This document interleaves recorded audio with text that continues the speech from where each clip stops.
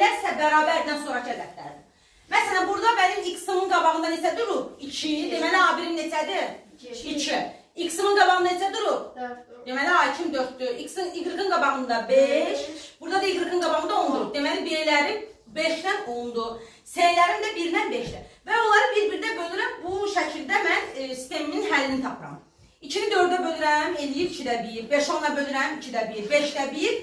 Bunlar ikisi bərabər, bu fərqlidir. İkisi bərabər, üçüncü fərqli olanda hansı şərt olurdu? Həlli yoxdur şərt olurdu. Burada baxaq uşaqlar, 4, 2, 4-ü 2-yə bölürəm, 2-yi, mənfi 6-nı mənfi 3-ə bölürəm. Müsbət 2, 9-u 4,5-ə bölürəm, hər ikisini 10-a vururam ki, kəsirdən azad olunsun, məxrəcə baxıram. 90-ı da 45-ə bölündə 2, hər üçü bir-birinə bərabər oldusa, bu hansı şərtdir? Sonsuz sadə həlli var şərtdir. Uşaqlar, bir də var yeganə həlli. Yeganə həlli desin. Üçü də bir-birindən fərqli olmalıdır. Buna deyirik ya yeganə həlli var, ya da deyirik bir kökü var. 3-ü 5-ə bölürəm, 5-də 3. 2-ni mənfi 1-ə bölürəm, mənfi 2. 6-nı 2-yə bölürəm, 3. Üçü də bir-birindən fərqlidir. 5-də 3, mənfi 2, 3. Deməli, bunun yeganə həlli var. Şərti də A1 böl A2 fərqidir, B1 böl B2 fərqidir, C1 böl C2. Dayan. Davam edin.